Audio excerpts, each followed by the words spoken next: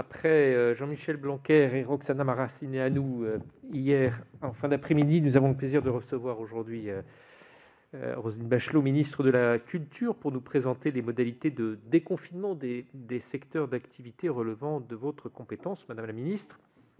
Votre présence parmi nous n'est donc pas cette fois-ci liée à l'examen traditionnel du projet de loi de finances, ni à celui d'un projet de loi en navette, mais plutôt à votre souhait, et l'on vous en remercie bien sûr, au lendemain d'une adoption pour le moins difficile du pass sanitaire à l'Assemblée nationale, de répondre à nos interrogations. Elles ont commencé lors des questions au gouvernement par l'intermédiaire de notre collègue Else Joseph, de répondre à nos interrogations concernant la réouverture des lieux et la reprise des activités culturelles. Je tenais, au nom de l'ensemble des membres de la commission, à vous remercier d'avoir pris cette initiative de venir devant nous pour préciser les dispositions. À l'issue de votre propos liminaire, je laisserai nos rapporteurs vous poser une première série de questions, comme il est évidemment d'usage dans notre commission, et puis ensuite chacun des membres de la commission pourra bien sûr vous interroger, en commençant, comme il est également d'usage, par un représentant par groupe. Je me permets, dans ces premiers propos, d'attirer votre attention sur deux points pour éclaircir notre compréhension des modalités de retour à la vie normale, comme l'on le dit désormais, sur d'abord de quelle manière les mesures que vous avez d'ores et déjà annoncées, que vous allez nous décrire dans un instant, peuvent être territorialisées ou pas. Est-ce qu'il y a une prise en compte des spécificités territoriales en fonction de la diversité des événements ou des lieux culturels existants dans nos territoires? Et puis, la deuxième question, je trouve que le système de jauge qui a été annoncé avec la progressivité qui a été également mise en place est souvent un peu complexe. Donc, si vous pouviez nous la repréciser et nous dire exactement comment tout ça va se mettre en place, évidemment, nous sommes très attentifs et très demandeurs de vos réponses sur ces différents points, ainsi que sur toutes les questions que pourront soulever mes collègues dans quelques instants. Madame la ministre, sans plus tarder, je vous cède la parole, non sans avoir préalablement précisé que cette audition est retransmise en direct sur le site du Sénat et sera disponible en vidéo à la demande. Merci, Monsieur le Président, cher Laurent Lafont, Mesdames les sénatrices et Messieurs les sénateurs, que vous soyez physiquement présents ou, je crois, en visioconférence, vous êtes un certain nombre, je vous salue à distance. C'est un bonheur pour moi d'échanger avec vous aujourd'hui sur les modalités de ce déconfinement progressif qui a été annoncé par le Président de la République le 29 avril dernier. Oui, je crois qu'on se réjouit tous, car les perspectives sont résolument attendues par le monde de la culture, bien sûr, mais aussi par le public. Depuis plusieurs mois, j'ai plaidé avec force et conviction pour qu'elle soit possible, selon une approche progressive. J'ai parlé de modèle résilient. Nous y sommes donc avec une première étape. C'est juste dans une semaine que nous nous retrouverons dans nos lieux de culture. Cette réouverture va concerner tous les lieux de culture. C'était pour moi essentiel. Cette visibilité permet à chaque acteur culturel de se préparer. Elle est permise à la fois par la campagne de vaccination et par l'amélioration qui se confirme chaque jour de la situation sanitaire. L'ouverture des lieux culturels sera ainsi la norme, tout en préservant, grâce à des protocoles stricts, la santé de tous. Bien entendu, si la situation venait à se dégrader, des mesures de freinage seraient actionnées, mais de manière ciblée. Cette reprise générale n'a pu se préparer qu'avec des concertations éclairées. C'est ce que je fais avec les professionnels depuis la fin de l'année 2020, grâce à vraiment des réunions. Je parle sous le témoignage de Tristan qui est là à mon cabinet. Je crois vraiment que nous avons peut-être, je ne sais pas, des dizaines, je ne veux pas dire des centaines de réunions de concertation, parce que le monde de la culture, on en parle, mais c'est, je le disais à l'instant devant vous aux questions au gouvernement, on n'aborde pas de la même façon un petit concert de musique baroque dans une chapelle romane et un concert debout aux Vieilles Charrues qui peut regrouper plusieurs dizaines de milliers de personnes. Mais nous avons, à travers ce travail du ministère de la Culture, été moteur pour l'ensemble du gouvernement dans cette stratégie globale de réouverture. Une réouverture qui doit se faire en responsabilité. Certaines mesures sanitaires doivent être maintenues. Ce n'est pas pour limiter l'ouverture des lieux, bien entendu, mais pour permettre, sur le long terme, de continuer, de ne pas être contraint à ce stop and go que craignent l'ensemble des acteurs culturels. Respect des gestes de protection, port généralisé du masque, des jauges réduites et plus strictes en tout cas au départ que celles que nous avons connues à l'automne. Elles seront nécessaires pendant un temps, je pense, plusieurs mois, et avant leur allègement par palier. C'est un calendrier clair qui nous donne de la visibilité, permet donc une reprise en 3 étapes. À compter du 19 mai, l'ensemble des lieux culturels sont donc rouverts, en dehors des salles et festivals où le public est debout. J'y reviendrai. Le couvre-feu est donc reporté à 21h, et ce jusqu'au 8 juin. Les jauges seront évidemment adaptées en fonction de la situation des secteurs culturels. Elles seront ainsi, par exemple, pour cette première période, de 35% de la capacité d'accueil avec un plafond de 800 personnes pour les salles de cinéma et de spectacle et de 8 mètres carrés pour les musées, monuments et centres d'art. Lorsqu'ils se tiennent en extérieur, les festivals pourront accueillir le public en configuration assise, selon le même pourcentage de jauge, mais la limite est portée à 1000 festivaliers. Lorsque les jauges ne sont pas prédéterminées, c'est cette même limite qui s'appliquera. Du 9 juin au 30 juin, les restrictions de jauge seront assouplies, couvre-feu là maintenant décalé à 23h, ce qui permettra pour un certain nombre de spectacles vivants ou de cinéma d'avoir une séance en soirée, ce qui est évidemment tout à fait utile sur le modèle économique, mais aussi pour le plaisir des spectateurs. La jauge à respecter pour les salles de cinéma et de spectacle est donc augmentée à ce moment-là à 65% du plafond, dans la limite de 5000 spectateurs, tandis que celle des musées et monuments passera à 4 mètres carrés par visiteur. Lorsqu'ils se tiennent en extérieur, les festivals pourront accueillir le public en configuration assise. On est toujours en configuration assise à cette période de fin juin. Selon le même pourcentage de jauge et le même plafond, soit 65% de la jauge de référence et 5000 festivaliers. Lorsque les jauges ne sont pas prédéterminées, c'est le plafond de 5000 qui s'appliquera. L'ensemble des festivals et manifestations culturelles, qui sont nombreuses dans les territoires, seront également possibles dans l'espace public à partir de cette même date, avec une jauge maximum lors des stations debout qui sera fixée par le préfet en fonction des manifestations.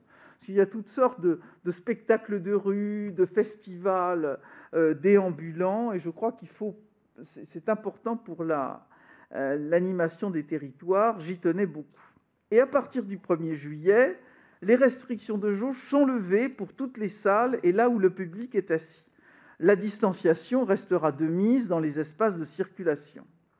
Alors, les festivals de plein air en configuration debout, c'est la question la plus délicate et on le comprend aisément, pourront reprendre selon une jauge de 4 mètres carrés par festivalier et dans une limite qui sera définie par le préfet en fonction des circonstances locales. De même, les spectacles et concerts debout seront autorisés à reprendre selon un protocole adapté et un plafond de jauge fixé par le préfet au regard des circonstances locales. Je veux dire que là, nous avons encore un travail de définition à faire avec les responsables de festivals et nous avons d'ailleurs des réunions sur ce sujet, à la fois une réunion spécifique sur la jauge de 4 mètres carrés, qu'est-ce que ça veut dire, comment ça se décline, comment on s'organise. Cette jauge de 4 mètres carrés nous a été proposée d'ailleurs par certains professionnels des festivals, mais il reste à définir des modalités que je veux les plus, les plus souples, les plus adaptées, pas Je ne veux pas un cahier des charges de 50 considérants qui rendent la vie impossible. Ça, c'est pas ma façon de procéder. Ces jauges réduites auront inévitablement un impact sur les recettes des entreprises et des établissements culturels et donc sur leur équilibre économique. Et nous travaillons avec le ministre de l'Économie et des Finances et le Premier ministre pour la mise en place d'un fonds de compensation de billetterie. Le gouvernement avait déjà déployé de tels dispositifs à l'automne dernier. Il en sera de même pour cette reprise. Alors, je vais répondre déjà à Laurent Lafon sur les mesures territorialisées. Il ne m'a pas paru pratique, dans la première phase d'ouverture, de territorialiser ces mesures. Dans la phase progressive de mai et de juin, je crois qu'il faut avoir des modèles assez simples. Sinon, ça va brouiller absolument les messages. Par contre, la territorialisation pourrait survenir dans une deuxième phase. J'ai d'ailleurs ouvert la porte quand j'ai dit un certain nombre de modalités seront à la disposition des préfets en fonction de la territorialisation des lieux. Ça me paraît tout à fait indispensable. On peut imaginer, je n'ose y croire, mais que si nous étions amenés à, dans certains secteurs, à voir un foyer pandémique se développer, plutôt que de refermer l'ensemble du dispositif, on pourrait imaginer de territorialiser un certain nombre de mesures de freinage. Ça me paraîtrait tout à fait utile et c'est vers ce mode de fonctionnement que nous allons. De la même façon, si on voyait que la dynamique c'est aussi une autre chose. La dynamique de la pandémie, et votre question m'amène à une autre précision, la dynamique de la pandémie n'avançait pas aussi vite que nous l'aurions espéré, on pourrait imaginer que ces périodes puissent être allongées ou, si nous avons des bons résultats, au contraire raccourcies. Le Premier ministre a bien sûr ouvert la porte à ce que cette phase soit une phase d'appropriation et une phase modulable. C'est, je crois, extrêmement important. Mais évidemment, tel que la pandémie est en train de montrer sa dynamique, je pense que nous respecterons ces phases que je viens de vous détailler. Alors peut-être, et avant de répondre à toutes les questions, vous avez été nombreux à m'interpeller sur la situation des structures d'enseignement artistique, et je voulais dès à présent y répondre, car je sais combien ces structures sont importantes dans nos territoires.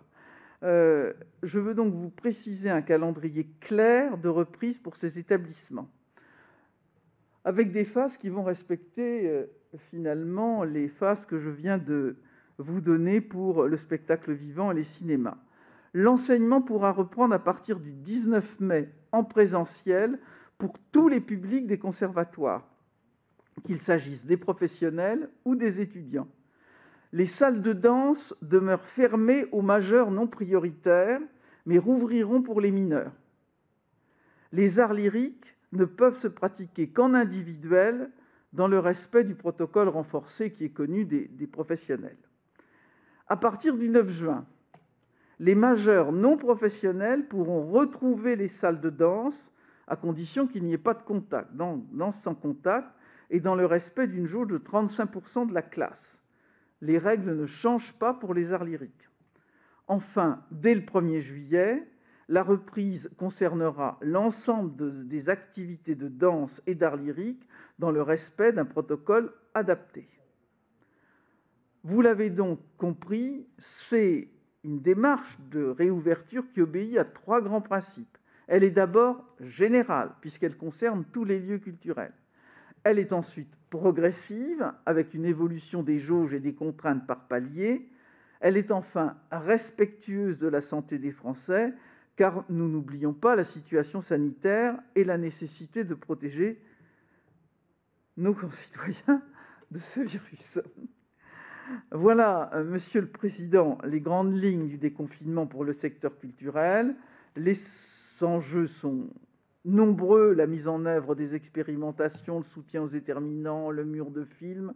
Mais j'attends vos questions, je ne doute pas qu'elles permettront d'étayer mon propos liminaire, qui est forcément incomplet, mais vous allez m'aider à le compléter. Merci à vous. Eh bien, je vais tout de suite donner la parole dans un premier temps, à Sylvie Robert, rapporteur pour avis des crédits budgétaires, et également Sonia de la Provoté qui préside le groupe d'études sur les festivals pour une première série de questions. Et puis après, bien sûr, il y aura d'autres orateurs. Merci, Monsieur le Président. Merci, Madame la Ministre, pour ces précisions. C'est vrai que nous sommes à un moment très délicat. Ces dernières semaines, je dirais même ces derniers jours, tout dernier jour, l'espoir renaît puisque nous commençons à entrevoir la reprise progressive de ce qu'on attend, et la Commission culture du Sénat l'a souvent dit, des activités culturelles. Ces derniers jours, vous avez donc précisé avec le Premier ministre ce que vous venez de nous dire, c'est-à-dire la progressivité, etc., etc. Je n'y reviens pas.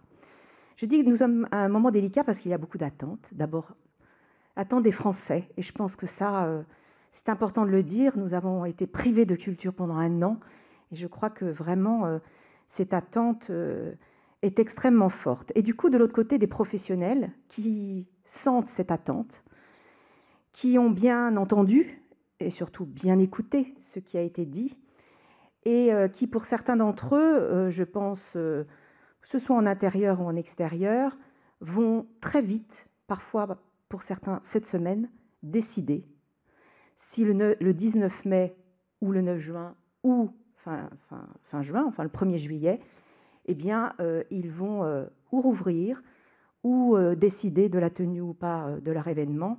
Donc je dis, nous sommes à un moment très délicat. Alors je vais me permettre de vous poser des questions peut-être précises, ou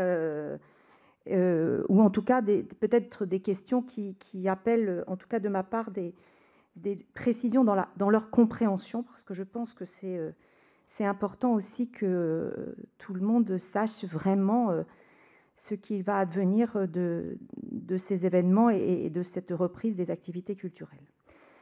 Alors, je vais commencer par les préfets. Vous avez parlé des préfets, et le président de la Commission a évoqué la territorialisation éventuelle, mais à un autre, donc plutôt fin juin, peut-être des décisions sur la réouverture. Je commencerai par vous dire, vous demander, on sait que les fêtes de plein air, alors c'est vrai qu'il y a eu plusieurs auditions, il y a eu le CNPS, il y a eu... donc on essaie de recoudre, de retrouver, c'est complexe, hein, et nous sommes interpellés, et dans nos territoires forcément, c'est important, les fêtes de plein air, donc espace public, à partir du 9 juin, vont pouvoir avoir lieu en configuration debout, mais selon des jauges fixées par les préfets, n'est-ce pas?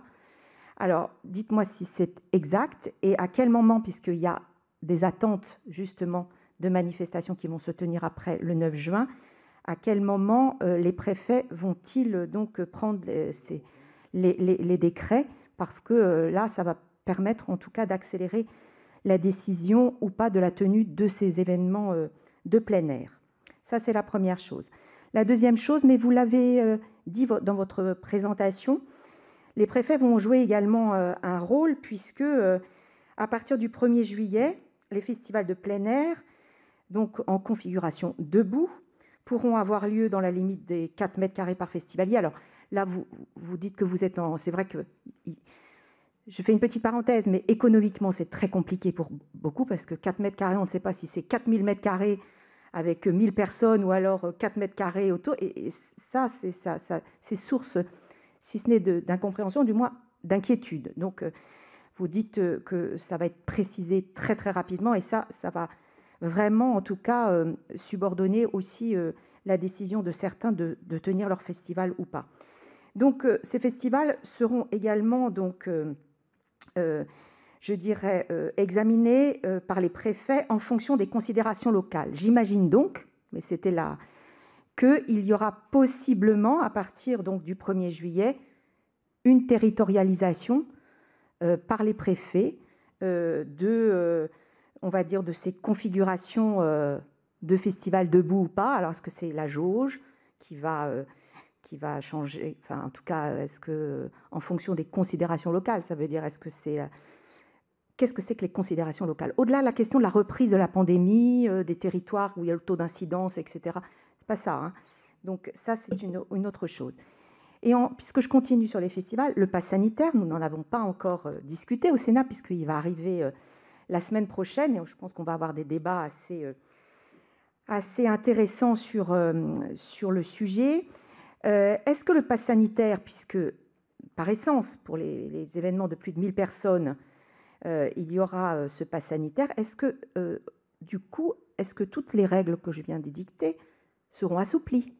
Est-ce qu'il faudra, est-ce que du coup le pass sanitaire permettra d'assouplir ces dispositions, voire même les règles de distanciation, etc. C'est-à-dire comment finalement, et c'est ça qui est intéressant, ce pass sanitaire, on voit bien quelle utilité il a, et en même temps, j'aimerais bien avoir pour vous la finalité que vous lui mettez dans ces festivals. Et là, je passe à un deuxième point, qui sont les concerts tests.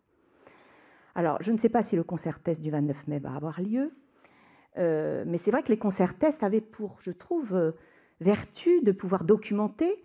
J'avais bien compris, et j'étais tout à fait d'accord avec ce que j'avais entendu, que ce n'était pas le sésame pour organiser les festivals. Ce n'était pas du tout ça, puisque derrière, il y a des équipes médicales qui travaillent justement pour documenter la façon dont on peut justement organiser un festival. Et je trouve assez dommage.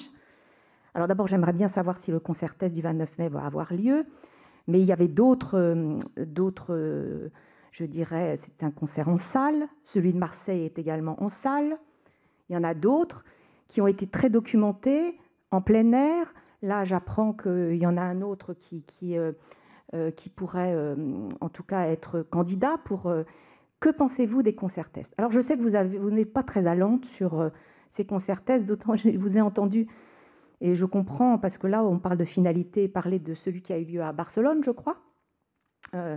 Mais finalement, êtes-vous pour les concerts tests ou pas? Et quelle vertu y voyez-vous pour pouvoir, je dirais, évoluer ou faire évoluer les dispositions que vous avez dessinées à travers les différents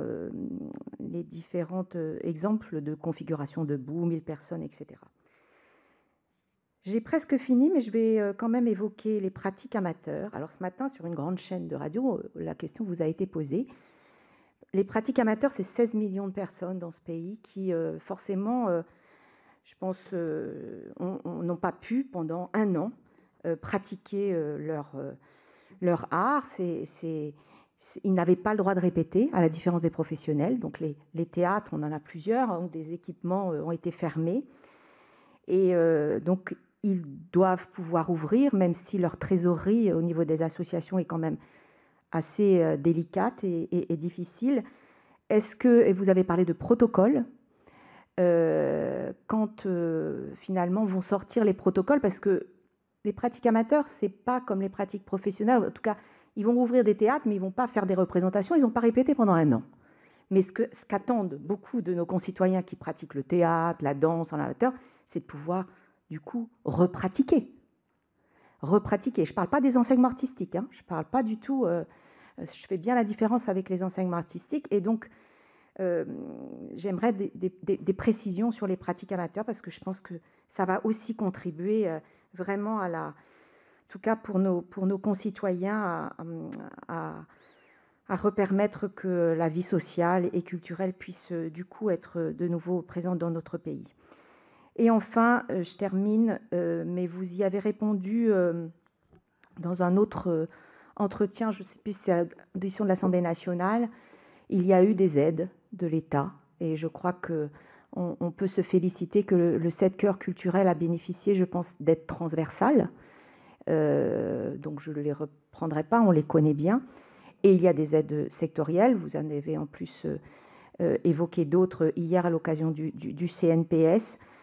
Par rapport à l'évolution, je dis bien à l'évolution de ces aides dans la relance, eh bien, comment voyez-vous l'évolution de ces aides, leur maintien pour certaines d'entre elles? Et puis, bien sûr, est-ce que dans la relance, eh bien, il va y avoir forcément des nouveaux critères, ou en tout cas, comment va se mettre en place la relance? J'interviendrai peut-être après sur le plan de relance, mais c'était déjà assez copieux comme ça, comme première demande. Donc, merci beaucoup, Madame la Ministre. C'est-à-dire, je ne sais pas trop les questions que vous avez laissées aux autres. Comme je suis rapporteur, pardon, je me permets, comme j'ai... Mais vous savez, je fais confiance à mes collègues pour qu'ils aient vraiment beaucoup de questions, parce que je crois que c'est une commission qui travaille, donc il n'y a pas de problème. Il n'y a pas de problème avec eux, Sonia de la Provoté en a d'autres. Oui, merci Madame la Ministre. Vous avez déjà découragé M. Assouline, vous vous rendez compte? C'est pas possible. C'est pas possible. Mais c'était pour qu'il revienne, justement. Bon, je vais néanmoins intervenir en complément de Sylvie Robert. Est-ce que vous avez une idée, Madame la Ministre, dès à présent, de la proportion des festivals qui pourra finalement se tenir, ou de la proportion qui s'est annulée dès à présent, puisqu'il y a eu déjà un certain nombre d'annulations qui ont été annoncées, et dans l'accompagnement, à quelles ailes peuvent prétendre ces festivals qui se sont vus contraints d'annuler leur édition de 2021?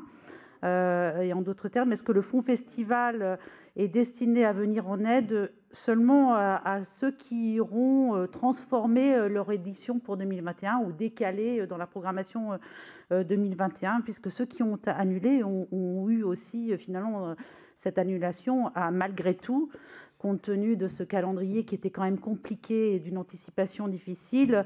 Ces annulations ont eu aussi un impact économique, et évidemment le but de tout ça, c'est de voir le plus grand nombre des festivals dans la saison prochaine pouvoir à nouveau exister.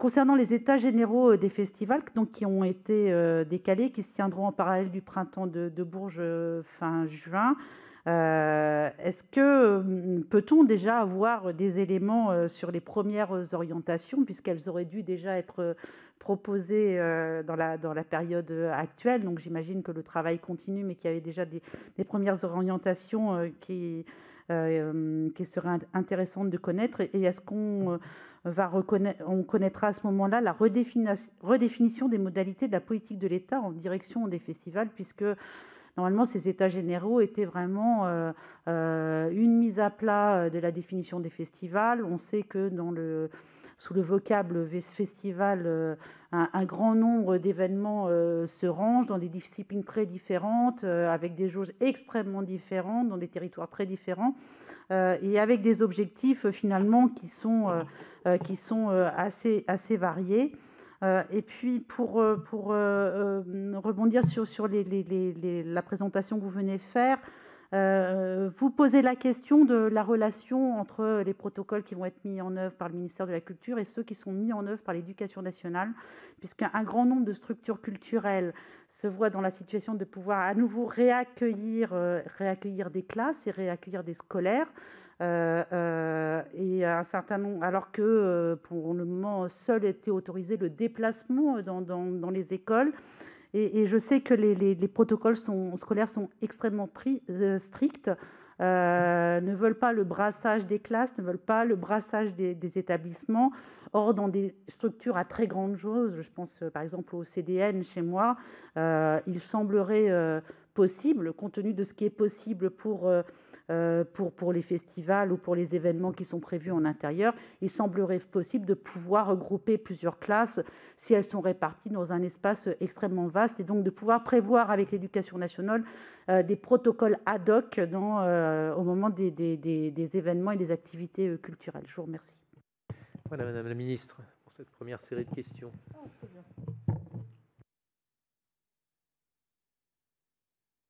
Ah oui, pardon, peut-être un propos liminaire pour dire de façon très ferme que nous n'avons pas été privés de culture pendant cette période. Heureusement, nous avons lu des livres, nous avons, et d'ailleurs le monde de l'édition, vous qui êtes spécialement mobilisés sur ces questions de livres et de lecture, vous le savez, l'année 2020 a été une bonne année pour le livre. De même, l'industrie phonographique a vu son chiffre d'affaires augmenter.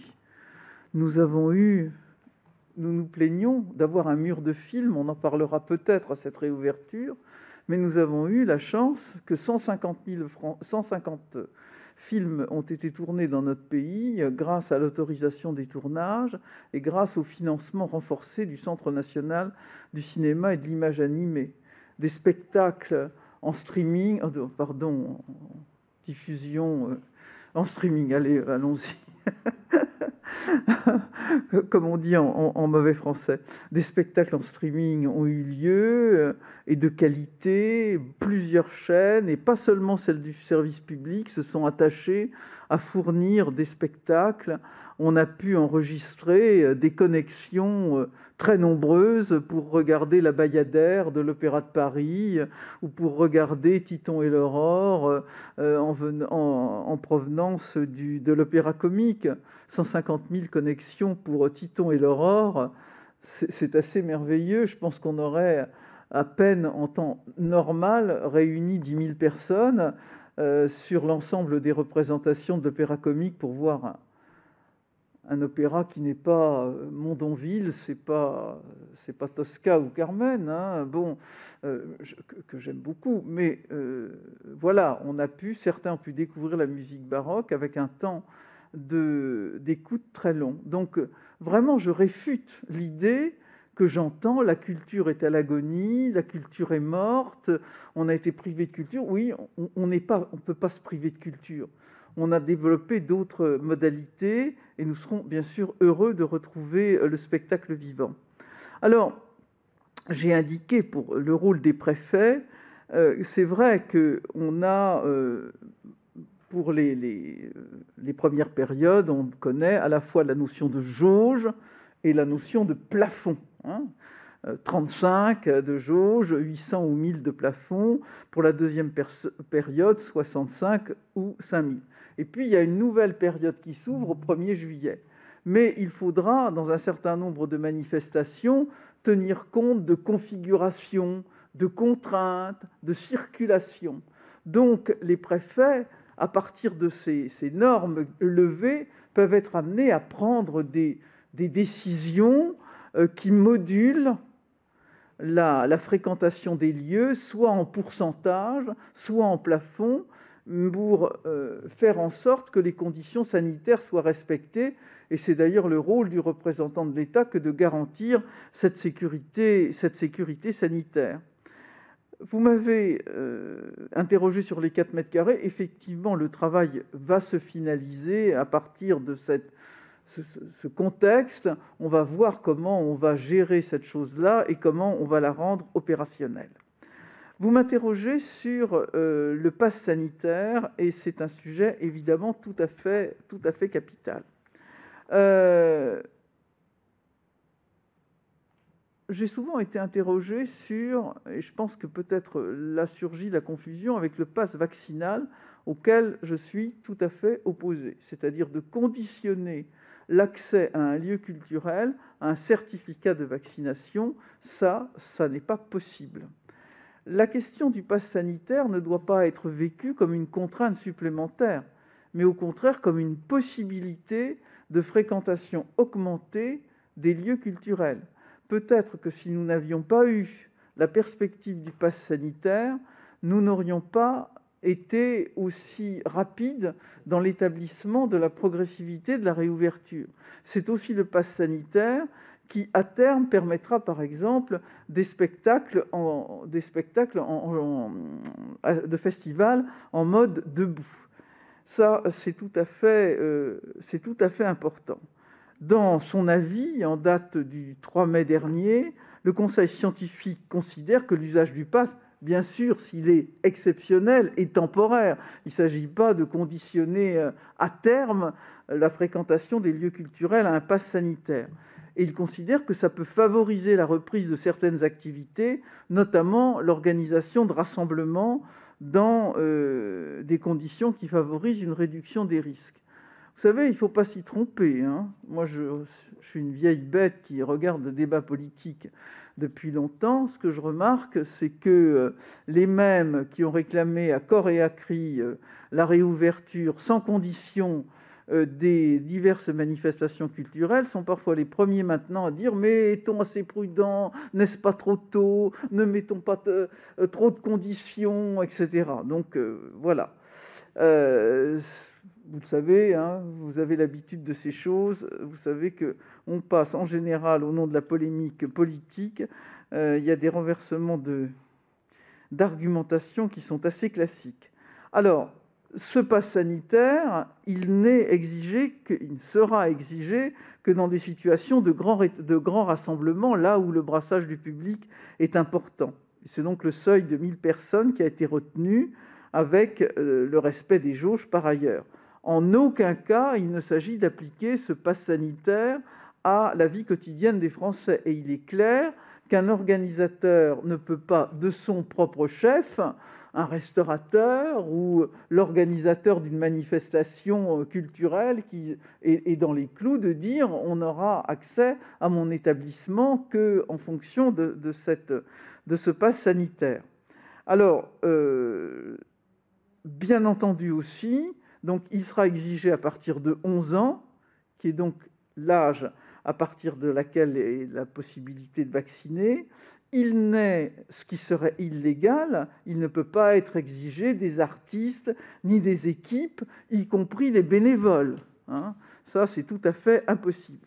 Le pass sanitaire, c'est donc un document qui justifiera soit d'une vaccination complète, c'est-à-dire vaccination complète, le vaccin devra être établi 2 semaines avant pour les vaccins à double injection et 4 semaines avant pour les vaccins à simple injection comme Johnson & Johnson. Soit d'un test PCR ou antigénique négatif de moins de 48 heures, en sachant que les tests sont et resteront accessibles gratuitement, notamment dans les pharmacies et les laboratoires. On pourrait imaginer, certains avaient imaginé, et ça existe dans d'autres pays, que les tests particulièrement destinés à avoir accès à des lieux de divertissement pourraient être payants. Non, les tests resteront gratuits. Et pour les personnes qui, comme certains d'entre nous, ont été covidées, si je puis dire, je vois M. Ouzoulias qui hoche la tête, voilà, du résultat d'un test PCR ou antigénique attestant du rétablissement de la Covid et datant de plus de 15 jours et de moins de 6 mois. Donc, je me suis déjà enquis de cette démarche pour qu'elle puisse être branchée sur mon tous anti-Covid. Alors, soit ce sera porté sur la carte tous anti-Covid avec le QR code, mais il y a beaucoup de gens qui n'ont pas accès à ce genre de documents ou qui ne le veulent pas et qui pourront se faire établir ce certificat sur papier avec un QR code. Alors, dès que voilà les modalités qui sont déjà assez finalisées, mais je reviendrai bien entendu devant vous, si c'est utile, pour préciser les modalités de sa mise en œuvre. Je dois dire que nous sommes d'ailleurs de nombreux pays à avoir développé cette possibilité du QR code, et certains pays, je pense à l'Allemagne, qui le conditionne aux coiffeurs, aux cafés, aux musées. Au Danemark, les restaurants, les cafés, les musées rouvrent sous condition d'une présentation de vaccination. Enfin, il y a tout un mouvement qui se passe en Europe. Alors, il y avait ensuite, ce qui était important, les concerts-tests. Ça, c'est un point important. Merci, parce que je suis brouillé avec mes feuilles, moi. Vous m'avez demandé ma philosophie sur ces concerts-tests. Moi, je pense qu'ils sont utiles. Vous avez dit, très justement, ce n'est pas une condition de la réouverture, c'est une expérimentation scientifique. Le le chef du projet, ce n'est pas le ministère de la Culture, c'est une expérimentation scientifique, c'est donc le ministère de la Santé. Et ça, c'est important à le savoir. Certains ont imaginé que les concerts-tests étaient une façon de contourner les procédures de réouverture. Il n'en est pas question. Ce sont des expérimentations qui sont destinées à améliorer la connaissance sur la circulation du virus, améliorer les protocoles sanitaires sur ces activités, et dans la période où nous allons affiner les modalités de réouverture des festivals debout, ces concerts-tests seront fort utiles. Il y a donc, c'est une expérimentation sur la personne humaine, clairement. Et vous avez vous-même, ici au Sénat, été à même de discuter de textes importants sur la protection des personnes humaines dans l'expérimentation. Il y a donc différentes étapes de validation scientifique.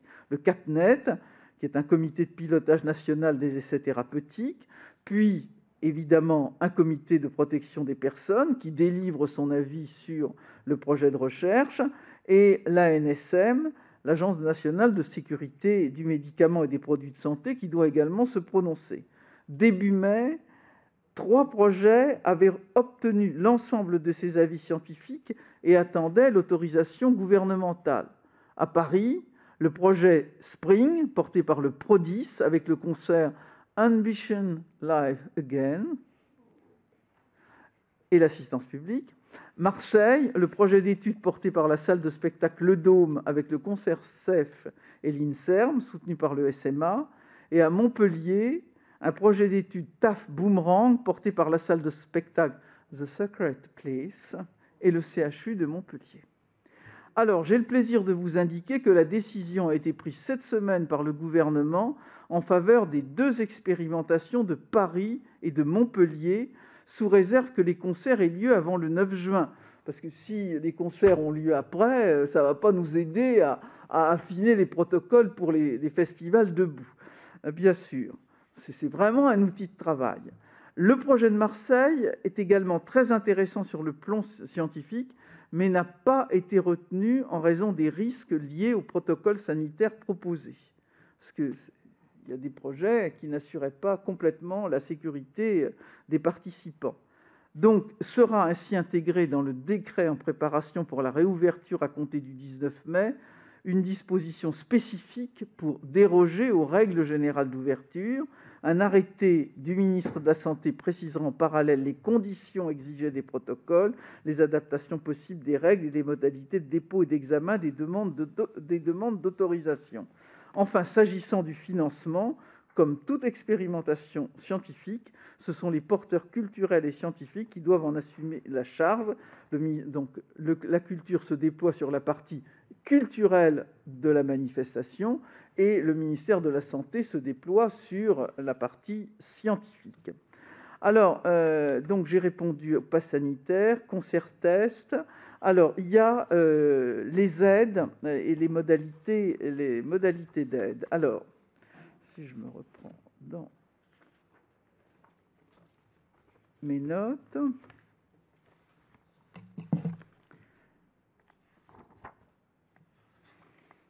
Oui, je peux répondre comme ça, je n'ai pas besoin de notes. Voilà. Vous le savez, depuis le début de la crise, le secteur de la culture a bénéficié de 11 milliards d'aides, ce qui est sans équivalent dans le monde. Il faut être clair. À la fois les 2 milliards du plan de relance, les aides sectorielles pour plus d'1 milliard et les aides transversales pour plus de 7 milliards. Donc on est vraiment un pays qui, de façon inédite, comme l'avait dit la contralto Marie-Nicole Lemieux dans son... Je n'imiterai pas son accent québécois, dans son émission sur France Musique, elle dit « Vous me faites rire, vous les Français, vous devriez venir aux États-Unis, au Canada ou dans les autres pays du monde, vous verriez comment ça se passe. » Et c'est vrai que nous avons pu maintenir le secteur culturel. Bien sûr, il y a eu des drames, bien sûr, il y a eu des difficultés, mais on n'est pas en Grande-Bretagne où Covent Garden vend ses trésors, et en particulier le tableau de David Hockney, et où 60% des musiciens changent de carrière. On n'est pas aux États-Unis où les cinémas sont en train de fermer en masse. Nous avons un réseau exceptionnel de salles de cinéma qui structure notre territoire, qui structure l'animation territoriale et culturelle de nos territoires, et ce réseau a été préservé. J'ai même contrevenu aux règles en disant que les cinémas qui seraient en difficulté, cinémas de régime municipal par exemple, seraient aidés. Donc tout ça, ça a été maintenu dans notre pays. Il faut s'en féliciter, il faut s'en réjouir collectivement en surmontant un certain nombre de polémiques politiciennes. Alors bien sûr, nous continuerons à aider ces festivals et ces manifestations de façon classique, à la fois par des aides transversales, si on ne rouvre pas tout de suite, si on ne peut pas réouvrir. Et là, je réponds à une autre de vos questions. Ce que nous proposons, c'est un calendrier du possible. Si, en fonction des contraintes, des gens estiment, par exemple, dans le théâtre privé, que ça ne vaut pas la peine de recommencer et d'attendre le 1er septembre, c'est un choix politique. Ce n'est pas pour ça que nous ne les aiderons pas, enfin de politique au sens économique du terme. Ce n'est pas pour ça que nous ne les aiderons pas, bien entendu. Moi, je les incite à recommencer parce qu'on a besoin de théâtre. Et moi, ce que je note avec intérêt, c'est que des gens me disent « on va recommencer, même si c'est difficile, même si c'est compliqué, même s'il y a des jours, mais on a besoin de jouer, on a besoin de rencontrer les spectateurs ». Je reçois des témoignages tout à fait émouvants. Je pense en particulier à un jeune chanteur d'opéra qui n'est pas en difficulté financière. Il a reçu les aides qui convenaient et il me dit, je lui rappelle ces aides et il me dit « oui, mais vous ne me donnez pas d'applaudissements ». Je lui dis « oui, j'ai pas ça en stock, effectivement ». Mais c'est très important parce que l'applaudissement, c'est le contact, c'est l'émotion, c'est la rencontre avec le public. Et ça, j'imagine cette souffrance. Donc, pour les festivals, puisque vous m'avez interrogé, et Sonia de la Provôté également, sur ce fonds festival, j'ai annoncé la mise en place d'un fonds festival exceptionnel de 30 millions d'euros qui vise à compenser les pertes d'exploitation des organisateurs de festivals qui maintiendront leurs événements en dépit des contraintes sanitaires. Moi, ce que je note, c'est que finalement, et pour l'instant, nous n'avons pas un décompte des festivals supprimés. Il y en a très peu qui ont annoncé la suppression des festivals. Il y a des festivals reportés, des festivals qui ont été décalés. Alors, il y a les grands festivals debout qui ont annoncé leur suppression. Et d'ailleurs, qu'ils l'ont annoncé très tôt, parce qu'ils sont en général tributaires de tournées d'artistes étrangers qui ont très vite annoncé, dès le mois de février, qu'ils ne se déplaceraient pas en Europe. Donc, il y a eu un mouvement général de suppression de ces grands festivals et leur report à l'année prochaine. Mais ça, ce n'est pas lié à ces modalités de reprise progressive. Il y a très longtemps qu'ils ont été supprimés. C'est leur modalité de fonctionnement. Je pense à des groupes qui n'ont pas voulu venir. Ensuite, bien entendu, on va faire le bilan plutôt après. Il est encore trop tôt pour faire un décompte des festivals. Moi, ce que je note quand même, c'est qu'il y a une vraie volonté de reprendre. Et on les aidera aussi bien pour l'adaptation à des places assises. Je pense à ce qui est fait aux Vieilles Charrues à Carhaix, où Jérôme Tréhorel a voulu que de toute façon, il y a une reprise avec des matériels, des gradins, des couloirs de circulation. On les aide de cette façon-là. On les aidera aussi au niveau de la perte de chiffre d'affaires. Et puis, troisièmement, ceux qui n'ont pas pu reprendre, également, nous les aiderons. Il y a aussi des aides qui ont été apportées par les collectivités territoriales. Je tiens à saluer. Et nous avons travaillé avec les associations de collectivités lors du dernier Conseil national des territoires pour la culture, le 22 avril dernier. Et j'ai noté un très fort engagement en faveur des festivals en 2021. C'est finalement grâce à une bonne entente que nous pouvons aider ces festivals. Je signale d'ailleurs que la 2e édition des États généraux des festivals, c'était tenu en Avignon l'année dernière, cette 2e édition se tiendra en clôture du Printemps de Bourges et bien entendu, je serai le 28 juin à Bourges pour cette clôture de la 2e édition des festivals. Pour les scolaires, bien entendu, là aussi, soyons clairs, les jauges n'empêcheront pas les groupes scolaires par exemple pour les musées, pour la fréquentation des musées, nous n'aurons pas les mêmes contraintes que celles qui s'appliqueront à des visiteurs isolés ou à des familles isolées. Nous permettrons qu'un groupe scolaire soit en proximité. De la même façon, je veux tout de suite répondre à une question qui ne manquera pas de venir sur les guides conférenciers. Parce que je sais que beaucoup de guides conférenciers vous ont saisi. Et bien entendu, les guides conférenciers pourront agréer ceux qui ont la carte, parce qu'il y a aussi beaucoup de, comment dit-on, de zones grises dans cette affaire, pourront avoir des groupes sur la rue, des groupes non limités. Ça, c'est important parce qu'il y a une question de rentabilité de ces guides conférenciers qui sont très importants pour la vie culturelle de nos communes. Voilà, j'ai, je pense, répondu à pratiquement toutes les questions, même s'il y a encore des choses à préciser. Merci Madame la Ministre. Il y a toute une série de questions. Je vais vous demander d'être rapide dans l'énoncé de la question pour que la Ministre puisse répondre. On va commencer par Laure Darcos. Laure. Vous m'entendez? Oui, on t'entend, oui. Bon. Madame la Ministre, ravie de vous retrouver. Désolée de ne pas être en présentiel, comme on dit. Juste, en effet, quelques précisions supplémentaires. Tout à l'heure, vous avez parlé des 8 mètres carrés pour les musées et puis après 4 mètres carrés. Mais alors 8 mètres carrés, en plus, c'est au-delà de ce que les ERP traditionnels préconisent. On reste sur le 4 mètres carrés, donc si vous pouviez le préciser.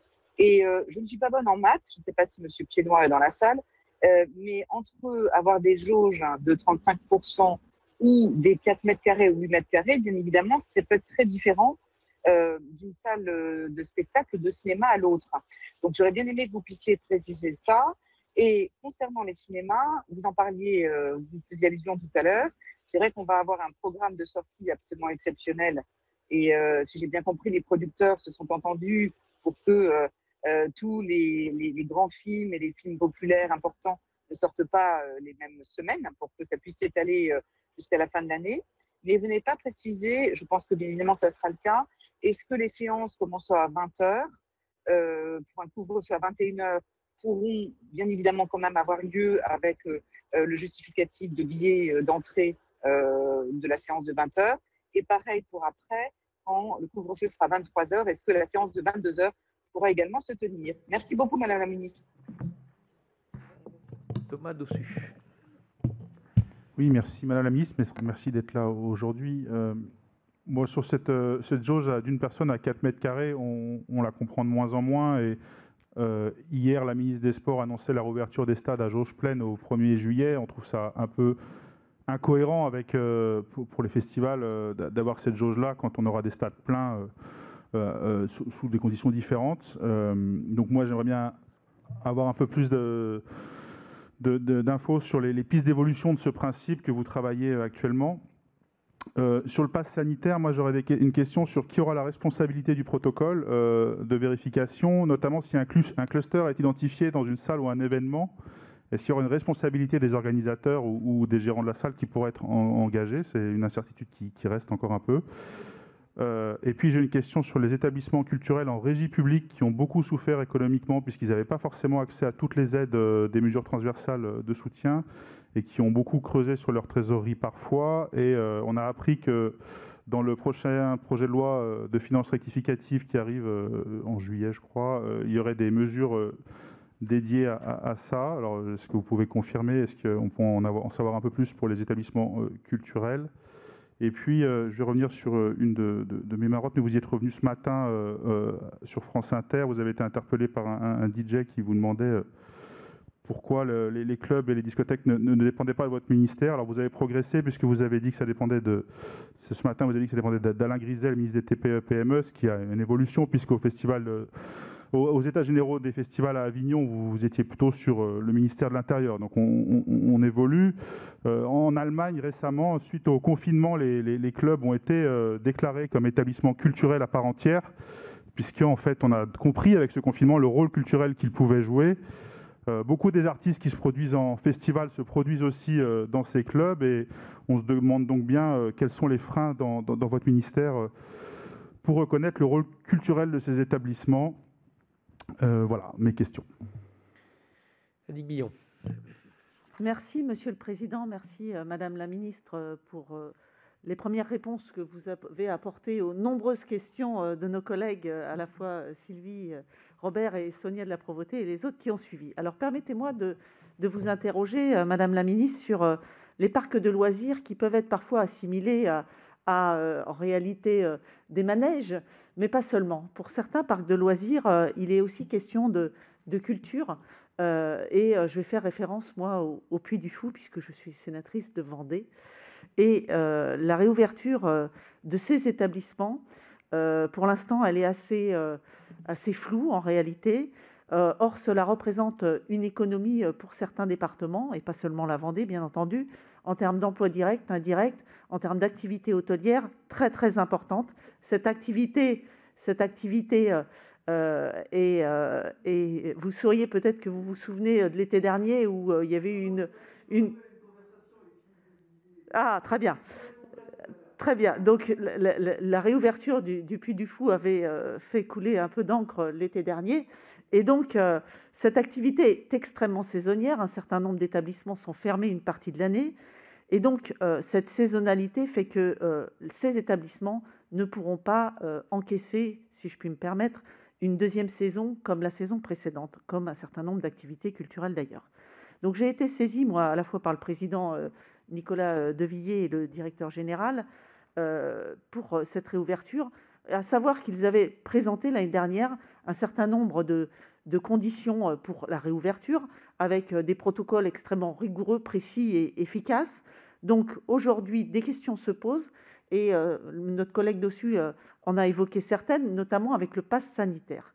Alors qu'on soit pour ou qu'on soit contre, et que s'il devait y avoir une application, dans quelle mesure on va pouvoir mettre en application, parce que clairement, les personnels dans ces établissements ne sont pas habilités à contrôler des papiers d'identité, ils n'ont pas de pouvoir de police, et donc si on parle de passe sanitaire, on contrôle forcément les identités derrière pour savoir à qui appartient ce passe sanitaire. Donc c'est une première question sur les protocoles qui seront valables pour des parcs de loisirs, mais qui seront aussi valables pour d'autres établissements, j'imagine. Après, la difficulté aussi de ces établissements, c'est que lorsqu'on parle tout à l'heure de festival, lorsqu'on va à un festival, on réserve sa place. Lorsqu'on va dans un parc de loisirs, qui est souvent, pour certains, connotation culturelle, on décide d'y aller en fonction de la météo, en fonction d'un certain nombre de paramètres, en fonction du budget dont on dispose à la fin d'une semaine de vacances, etc. En Vendée, je cite un exemple, c'est 2 à 3 millions de visiteurs pour la saison. Ça veut dire que si le département de la Vendée devait assumer les tests PCR dans les établissements à proximité du parc du Puy du Fou, ça veut dire à Cholet, c'est juste impossible. Donc, quid de cette question? Comment on fait? Et puis, concernant ces parcs, qu'est-ce que je voulais dire d'autre? Je ne sais plus. La saisonnalité, la spontanéité de la visite, et donc l'application des passes. Donc voilà, un certain nombre de questions assez précises qui viennent en complément, puisque toutes les questions sur les festivals, les ouvertures des lieux fermés avaient été posées. Merci de votre compréhension, Monsieur le Président. Jean-Raymond Hugonet. Merci, Président. Rassurez-vous, sur l'échelle de Richter des questions posées en audition, j'aurai une magnitude tout à fait raisonnable, puisque je n'en ai qu'une. Vous l'avez retrouvé dans votre placard, Michel de Richter ? Absolument, absolument. En janvier dernier, Madame la Ministre, vous avez annoncé la généralisation du pass culture en la conditionnant bien évidemment à la réouverture des équipements culturels, c'est bien compréhensible. Donc maintenant que nous voyons le bout du tunnel se dessiner, pouvez-vous nous indiquer à partir de quand vous appuierez sur le bouton généralisation? Pierre Ouzoulias, qui veut réagir sur votre utilisation du mot Covidé. Non, moi, ma grande inquiétude de Madame la Ministre, c'est la rouverture de la fête de l'humain. Et surtout, est-ce que je pourrais faire la différence entre de la bière et de la limonade en septembre? Voilà, c'est ce qui me soucie. Oui, on va y arriver. Mais alors, 4 mètres carrés par personne à la fête de l'humain, bon, on verra, mais c'est un autre sujet. On négociera ensemble, Madame la Ministre. Non, oui, voir celui de l'intérieur. Moi, je tenais à vous faire part d'un mot très personnel. On sent que votre souffle pulmonaire n'est pas encore tout à fait là, mais le souffle politique, lui, il est présent et c'est très rassurant. On sent que ça n'a pas bougé et j'en suis très heureux.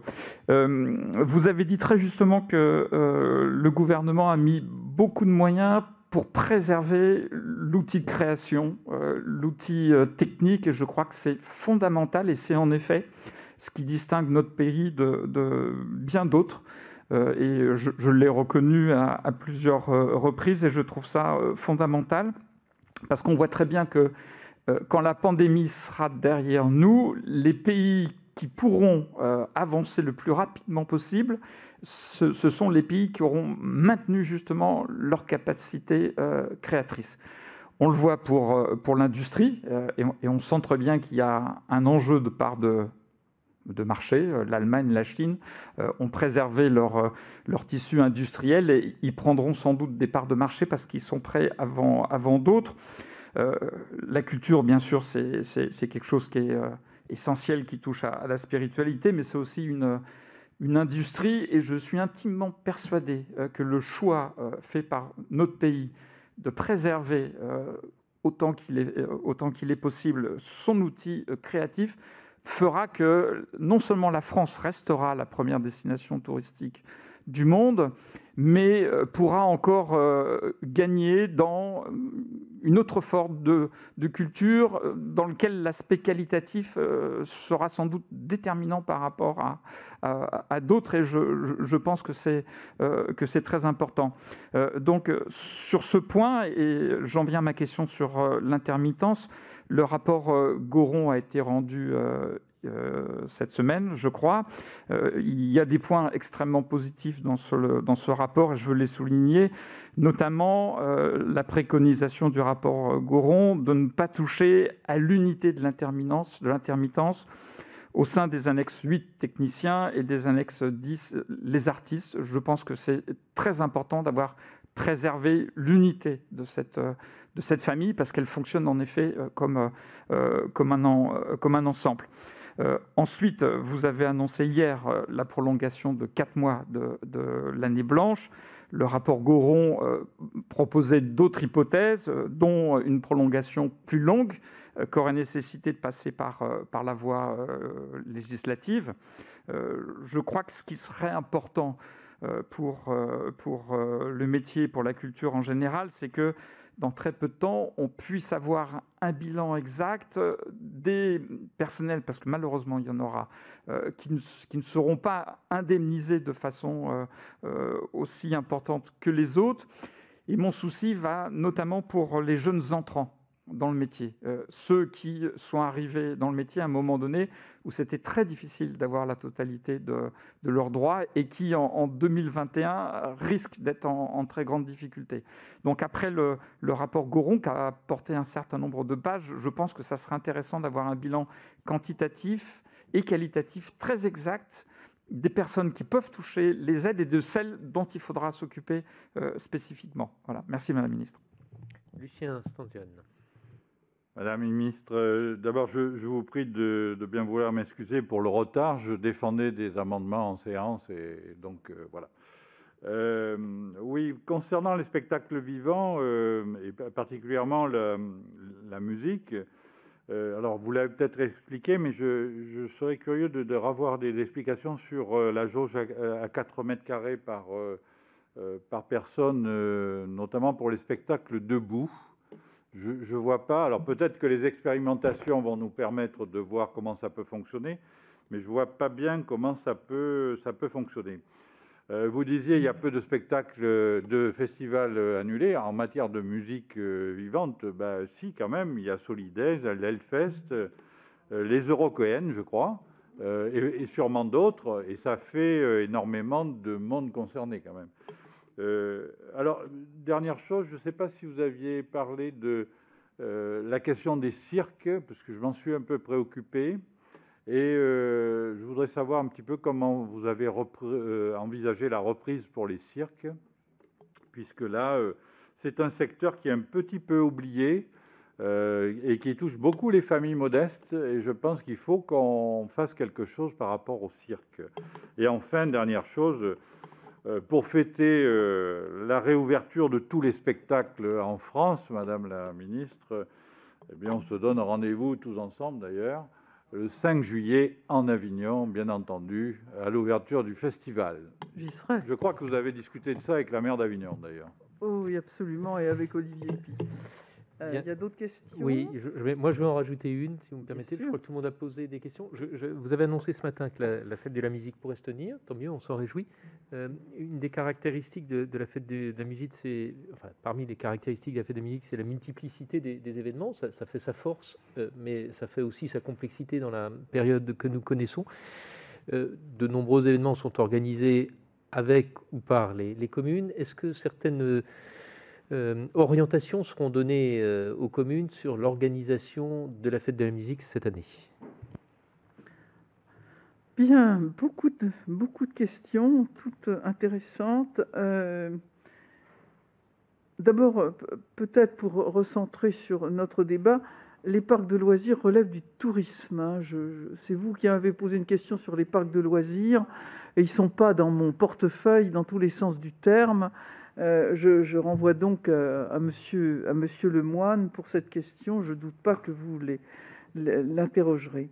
D'abord, les questions de Laure Darcos. Oui, les jauges sont différentes parce que nous distinguons les ERP circulants. Je trouve ce terme de ERP absolument horrible, mais enfin, je l'utilise parce qu'il est utilisé. La question des 8 et des 4 mètres carrés, c'est entre les ERP circulants et les ERP non circulants. En tout cas, ce que je veux dire, c'est que très vite, les musées vont retrouver cette jauge, si l'on peut dire, de 4 mètres carrés. Et je pense que les musées sont tout à fait prêts. On a eu des groupes de travail extrêmement approfondis, et dans un journal hier, Madame Laurence Descartes, la patronne du musée d'Orsay, reconnaissait que le travail était approfondi et fructueux avec le ministère de la Culture. L'autre sujet, c'est le mur de film. Alors ça, c'est une question tout à fait importante. Le mur de film, écoutez, réjouissons-nous. Je le disais au départ, les soutiens massifs que nous avons apportés à l'industrie cinématographique ont permis d'éviter toute défaillance économique. Il y a des défis qui sont nombreux et contrairement à d'autres pays, nos cinéastes, nos équipes de tournage ont continué à tourner pendant la crise. Que n'aurait-on pas dit si on n'avait pas de film français à proposer aux spectateurs? J'ai dit ce matin sur Inter, puisque certains m'ont fait la gentillesse de m'écouter ce matin, que nous avions un peu des plaintes de gosses de riches dans ce domaine. Alors, il faut évidemment assurer cette question. Nous avons d'abord, et c'est intéressant, un avis encourageant de l'autorité de la concurrence qui permet de déroger à certaines règles d'interdiction d'entente pour permettre la possibilité temporaire d'une concertation entre distributeurs sur le calendrier de leur sortie, pour permettre d'étager leur sortie. Et pour donner suite à cet avis, le CNC, à ma demande, travaille activement à un accord cadre que les distributeurs pourraient adopter pour permettre de parvenir à un calendrier concerté. Ah, si vous partez, je voulais vous reparler du Puy du Fou. Vous avez... Non, mais je veux pas... Excusez-moi, Tristan, Madame la Ministre, c'est que j'ai un train à prendre et que les trains sont bondés pour la Vendée. Avec la sénatrice pour... on vous apportera les réponses, voilà, parce que je ne voudrais pas que vous pensiez que j'ai... Je vous en remercie, mais c'était une obligation pour moi de parler de ce sujet non, avec je vous. Comprends très, très bien. Merci à vous, Madame la Ministre. Voilà, bon train, si j'ose dire. Alors, donc, de parvenir à ce calendrier concerté. Moi, ce que je note, ce qui est quand même tout à fait intéressant, c'est que nous allons, en quelque sorte, bénéficier du fait que les blockbusters américains, les films étrangers, ont prévu de sortir plutôt à la fin des vacances. Donc, on a vraiment une belle période, une sorte d'écran, si j'ose dire, de maintenant au milieu de l'été, pour sortir un certain nombre de films français. On ne peut que vous encourager à aller au cinéma. Non, Laure, le billet de cinéma n'ouvrira pas à l'horodatage, parce que finalement, la période où nous allons lever toutes les restrictions va être extrêmement proche. Et il ne s'agissait pas de brouiller les messages. D'ores et déjà, dans la deuxième phase, celle qui commence le 9 juin, nous sommes à une levée du couvre-feu à 23 h. On peut donc faire la première séance de la soirée. Dès le 1er juillet, le couvre-feu sera levé. Et là, ma foi, les séances pourront se dérouler comme d'habitude. Établir un horodatage aurait nécessité des vérifications, la mobilisation de forces de sécurité. Je crois qu'il ne faut pas se compliquer la vie pour un bénéfice finalement assez mince. Et je dois dire que les professionnels du cinéma, de l'exploitation des salles, ont très très bien compris. Je comprends moi aussi qu'ils auraient peut-être préféré la levée de toutes les restrictions, mais ils ont agi en responsabilité. Vraiment, il n'y a pas de difficulté. Il y a également quelque chose qui a été obtenu, c'est l'aménagement temporaire de la chronologie des médias qui avait déjà été mise en place depuis le 1er avril et qui permet aux distributeurs qui le souhaitent de sortir leurs films directement sur un autre mode de diffusion que la salle de cinéma, tout en gardant les aides qu'ils ont perçues du CNC, alors qu'en temps normal, cette chose n'est pas possible. Enfin, la médiatrice du cinéma et le président du CNC ont publié, c'était avant-hier, je crois, ou hier, une recommandation en matière de distribution et de programmation destinée à assurer l'accès des spectateurs aux différents types d'œuvres sur tout le territoire. Alors, M. Dossus m'a interpellé sur l'incohérence qu'il pourrait y avoir entre les stades et les festivals debout. Non, pour ceux qui ont assisté à un festival debout, ça n'a rien à voir. Parce que dans un stade, on est assis à une place répertoriée. Un festival debout, je ne sais pas si vous êtes allé à un festival de musique actuelle debout, le regroupement collé serré au pied des scènes. Je vais vous faire mon numéro, parce que j'ai appris quand même de façon forte les techniques qui sont utilisées dans les festivals debout. Je ne sais pas si vous savez ce qu'est le pogo, bien sûr, ce qu'est le moche, ce qu'est le mur de la mort, où la fosse s'ouvre en deux et où les spectateurs se projettent avec force les uns contre les autres en agitant les bras et les jambes. Non, ma science est assez fraîche, je dois dire. Voilà. Donc, comparer le public d'un stade et le public d'un festival debout de musique actuelle, ça n'a rien à voir. Donc, on peut comprendre que les mêmes protocoles et les mêmes précautions ne s'adressent pas aux uns et aux autres. On m'a parlé de responsabilité. Non. responsables de salle ne seront pas appelés en responsabilité, sauf si vraiment il y avait une volonté délibérée d'avoir contrevenu aux règles. Et ça, je veux les rassurer complètement. Évidemment, si quelqu'un qui avait une jauge limitée à 800 personnes de façon délibérée, mais 2000 personnes dans la salle, évidemment, on appelle à la responsabilité parce qu'il a transgressé une réglementation. Donc il faut volonté manifeste de nuire, mais autrement, la responsabilité n'est pas appelée. Sur les discothèques, oui, les discothèques ne relèvent pas du ministère de la Culture. Je n'ai pas dit qu'elles relevaient du ministère de l'Intérieur. Je ne sais plus, c'est vous qui m'avez posé... C'est moi. Hein. Voilà. Ce que j'ai dit, c'est qu'il y a un certain nombre de mesures, en particulier au niveau de l'ordre public, au niveau d'un certain nombre de contraintes dans les discothèques, qui relèvent du ministère de l'Intérieur. Mais au niveau économique, c'est au niveau de la réglementation, elle relève bien entendu du ministère, pour les aides à apporter, du ministère de l'économie. D'ailleurs, mon collègue Alain Griset a organisé et continue d'organiser avec les professionnels des discothèques des réunions de concertation sur les conditions de réouverture et sur les conditions de financement des pertes de chiffre d'affaires. Enfin, une question sur le pass culture, monsieur le rapporteur.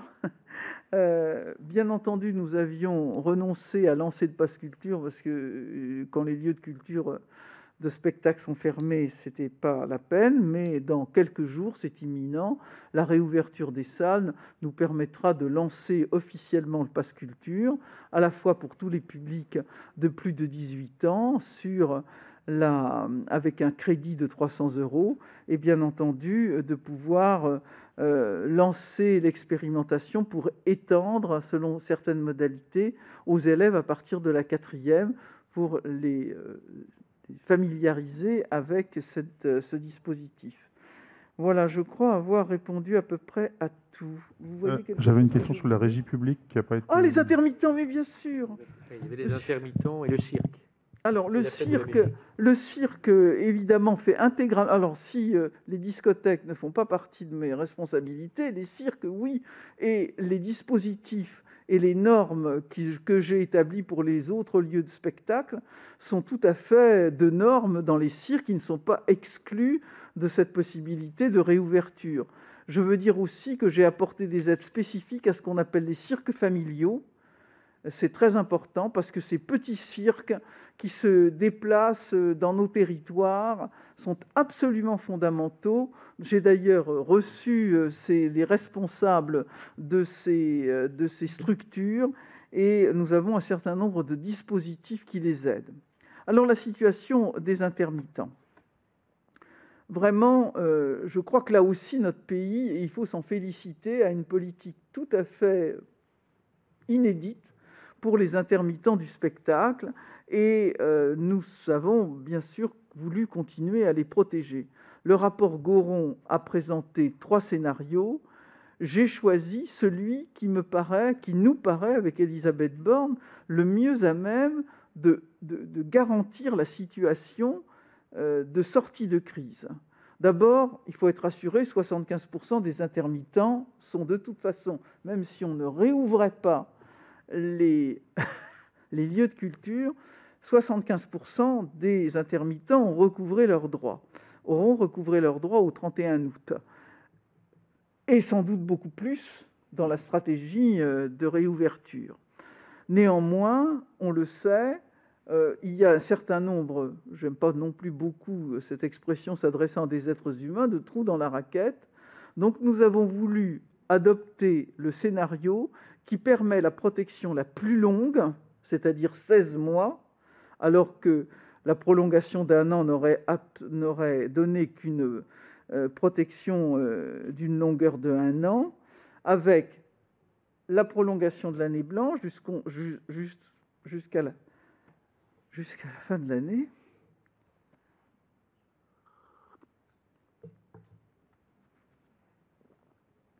Et puis un certain nombre de mesures techniques qui vont permettre de pallier les difficultés que nous rencontrons avec un certain nombre de professionnels. Donc, Les intermittents pourront bénéficier de 3 filets de sécurité, une extension de la période d'affiliation au-delà des 12 mois dans la limite de la dernière ouverture de droit, pour pouvoir justifier du nombre d'heures permettant de bénéficier de l'intermittence, une clause de rattrapage dont les conditions d'éligibilité seront temporairement supprimées, je sais que vous connaissez tout ça par cœur, des modalités aménagées de l'allocation de professionnalisation et de solidarité, possibilité pour les intermittents qui ont bénéficié de la clause de rattrapage mais n'ont pas réussi à accumuler les heures nécessaires à leur réadmission, de voir leur droit à l'allocation de professionnalisation et de solidarité étudié dans les mêmes conditions que s'ils n'avaient pas été éligibles à la clause de rattrapage. Vous m'avez parlé des jeunes, ça c'est très important. Pour les jeunes de moins de 30 ans, pardon ? Non, pardon, je parlais par signe interposé à votre collaborateur, à Tristan. Vous trouvez que je suis trop longue ? Non, pas du tout, non, mais c'est important en plus. Bon. Mais je me sens fouettée, là. Non. Vous êtes entre amis, rassurez-vous, vous êtes entre amis. Pour les jeunes de moins de 30 ans, j'ai voulu qu'ils soient protégés d'une manière exceptionnelle. Donc, pour accéder au régime d'indemnisation prévu par les annexes 8 et 10, un soutien exceptionnel sera mis en place pendant 6 mois en abaissant temporairement l'accès à l'intermittence à 338 heures. Et j'ai voulu qu'un certain nombre d'emplois fléchés vers les métiers artistiques soient ainsi déterminés dans le cadre du plan Un jeune, une solution, plan qui est coordonné par Elisabeth Borne, vous le savez, et qui intégrera de manière spécifique des outils de rapprochement entre jeunes artistes et techniciens, aussi bien pour des offres d'emploi que des offres d'apprentissage, car vous savez qu'on peut faire aussi de l'apprentissage dans les milieux, dans les secteurs culturels. Il y a également un fléchage d'un certain nombre de crédits nouveaux. J'avais annoncé 20 millions d'euros, donc je l'avais fait en mars, pour le soutien aux équipes artistiques les plus fragiles, parce que l'emploi artistique doit être soutenu, et j'y ai ajouté 3 dispositifs d'aide pour 30 millions d'euros. L'aide au paiement des cotisations à travers le GUSO. Vous avez été un certain nombre de sénateurs à m'interroger sur ce guichet unique du spectacle occasionnel, qui est une sorte de précompte destiné aux employeurs et qui, en fait, est une diminution des cotisations sociales. Le renforcement des aides du GIP Café Culture, ça aussi, c'est des petites structures, c'est de l'emploi artistique de proximité, et qui passe au travers des radars des aides, il faut bien le reconnaître. Et le renforcement de l'aide aux petites salles et des aides aux entreprises pour rémunérer les temps de répétition des artistes dans le cadre du fonds PEPS, parce que ça, ce n'est pas pris en compte. Et enfin, et ça c'est très important, les droits aux indemnités journalières maladie et maternité sont maintenus jusqu'au 31 décembre 2021 pour les intermittents du spectacle dont la période de maintien des droits aurait expiré à compter du 1er mars 2020.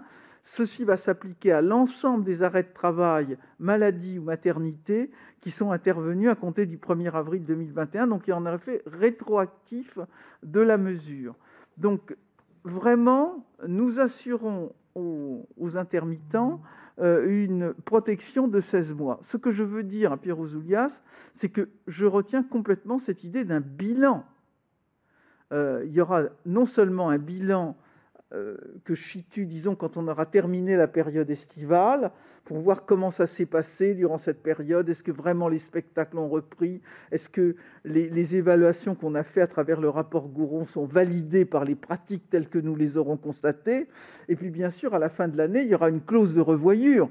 Nous allons évaluer, est-ce que les situations particulières ont bien été prises en compte? Ça, je donne ces 2 rendez-vous formels, vous avez tout à fait raison. Ce n'est pas pour solde de tout compte.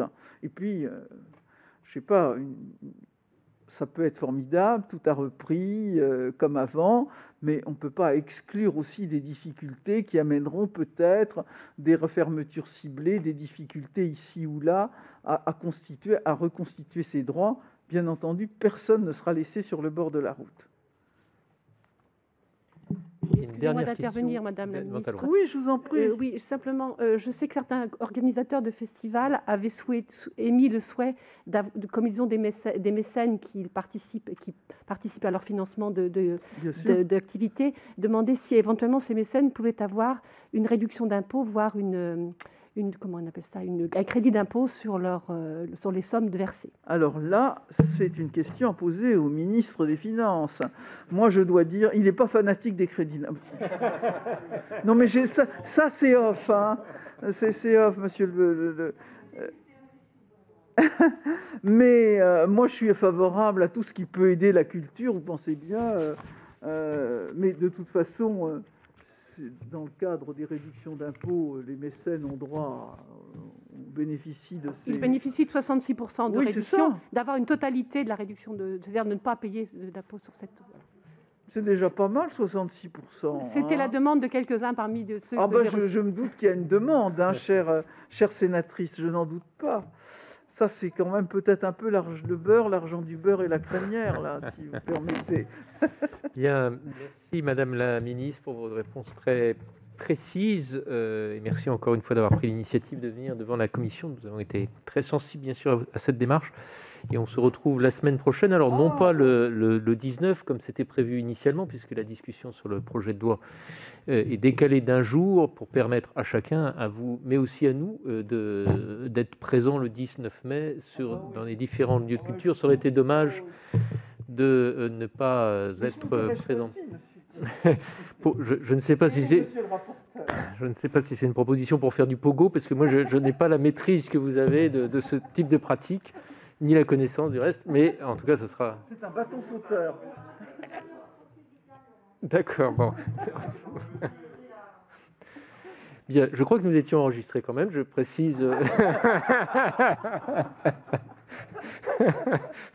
Merci en tout cas, et bonne soirée.